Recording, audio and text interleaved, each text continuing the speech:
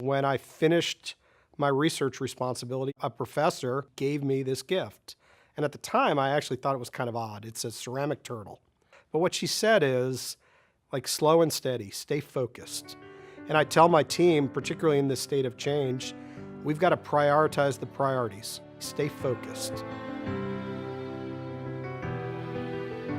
I was born in New York. I grew up in New Jersey, full-fledged Yankee. I grew up in a house where primarily sort of middle class, working class. My dad had two jobs. By day, he was a New York City school teacher, and he would get up on the road 4:35 in the morning, drive 60 miles into New York, teach his classes, and come home. When I was about 8 years old, he decided to go back to school. And he went to night school to get his law degree. And he would come home and start his law practice 4:30 and work till 10 o'clock at night, doing everything from wills to shoplifting to real estate closings. And similarly, my grandfather owned a small hardware store, and he also worked long hours. And from that, I learned the importance of commitment. For me, that was just always ingrained in me as something that was important.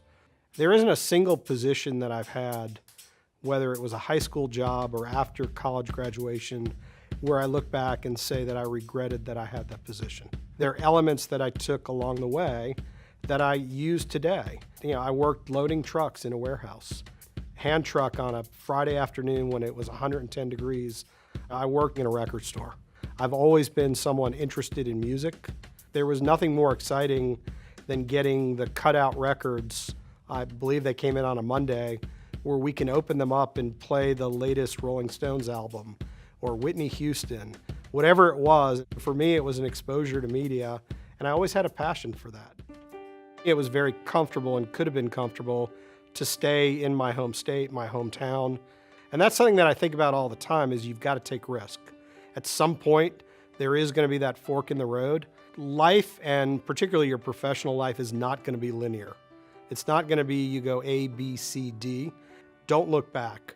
Don't look in the rearview mirror. Look ahead and use the lessons that we've learned along the way to make us better as a professional.